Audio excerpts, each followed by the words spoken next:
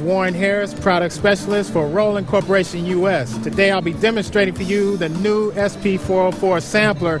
What's up? You got your boy Dyreck, aka Native Shades, reminding you to hit that like and subscribe button, because today we're going to be talking about the SP-404. What had happened was the Roland SP-404. The 404. The SP-404 came out around 2005, and that was a sequel to the SP-303. Roland decides to drop the SP-404, and nobody cared. They dropped the SP-404 and nobody cared. 2006 came, nobody cared. 2007, nobody cared. 2008, 2009, 2010, no one cared. The SP-404, it was like, it took over a decade for people to actually start noticing this product. All of a sudden, around 2015, people started to, you started seeing some people started using this. And then around 2016 is when we started getting a little bit more activity with this. And for some reason, people started to care. People started to care about the SP-404. And all of a sudden, a lot of folks started using it around 2016, 2017, 2018. You saw a lot more activity with the SP-404. Now, when you think about the nomenclature of the SP-404, it has great sounding effects. It has awesome effects. It has a pretty interesting sequencer. It's not the most robust sequencer. It's a very limited sequencer. But one thing about the SP-404 is that it forces you to be hands-on. It forces you to put two hands on the machine and actually move and work with the machine.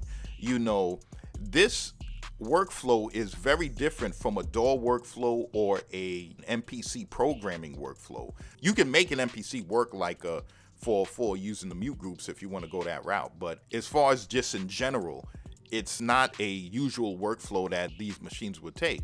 The SP-404 is kind of strange because it's like there are people out there that make music without even using the sequencer on the SP-404. Like, people advise you not to make beats on it, but that's kind of where the fun is. The fun is making beats in this machine, in the groove box itself, because it's like you could just turn the looper on, make a dope loop, turn the looper on, and then all of a sudden you just resample, add some drums. After that, clear the drums, add the hi-hats, add the snare, add another melody that you came up with, and then it's just navigating in and out between the different melodies, and also putting in these dope effects just makes it a very interesting way of making music. And it's very different from your contemporary way of making music on a DAW or on a drum sampler. Think about it. When you see somebody on an MPC, let's say in one of those beat battles or something like that, or if they're just demonstrating their beats, all you see them do is push a button. You might see a head nod when they're listening to their music, and that's it. They'll push another button to go to the next beat or to the next section and head nod. But when you see somebody on the SP-404, they got their hands on this button here. They're moving this button. They're turning the filters. They're over here taking this loop off, putting this loop on. It looks like a surgeon. It looks like they're doing surgery on the device. And it also is cool that, works on batteries. So it's truly portable and standalone, and you get a microphone. So you can take any sound source from anywhere and use it with the machine. So this kind of hands-on groove box experience is a fun way to make music. And another thing about this kind of way of making music is that it's great for video. In this world that we live in with social media and YouTube and Facebook, it's great for video, because visually watching the person be hands-on on the machine is awesome. So you're watching them turn the filters down. You're watching them undo a loop pattern and add in another loop pattern. You're watching it real time. Like, they are doing real-time creation, meaning the creation they're making right now may never be done again in the history of the world.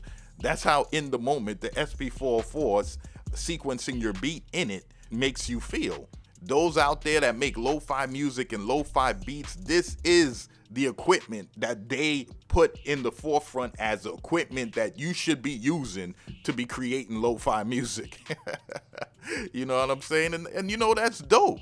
That's really dope. It has caught such a popularity that Roland decided to get a piece of this, because, you know, you got to remember, this is discontinued. So Roland wasn't getting any paper. They wasn't getting no money. So Roland's paying attention. They're like, hey man, let's put out an SP-404A. You know what I'm saying? Let's put out something to get some of this paper, because they wasn't getting nothing. The people were getting the paper, which is a good thing. You know what I'm saying? So when the SP-404 came out, it was about around $330. That was the price I remember when it came out, which was a pretty good price. Right now on eBay, the price basically doubled. So you know, if you had one from way back when and you want to sell it, you're definitely going to make your money back. The price are going for like $600, $500 in decent condition. In a real used condition, beat up condition, you'll find them for basically the price they were at $300, $340, $350.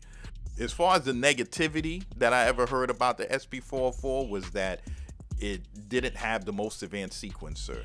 And some people probably would have preferred velocity sensitive pads or something like that. And probably multiple effects at once. You know what I'm saying? So, but other than that, it doesn't seem like anybody cares about that now. So that's the SP-404. What had happened was... What's your experience on the SP-404, if you ever used one? Let me know in the description. This is your boy, Dyreck, aka Native Shades, reminding you to go down low and get that how to make fire beats fast. Well, I'll show you how to make fire beats on any sampler, and even do some SP-404 like sequencing using the mute groups on the MPC, you know what I mean? So this is your boy, Dyreck, aka Native Shades, reminding you to like and subscribe, and I'm signing off.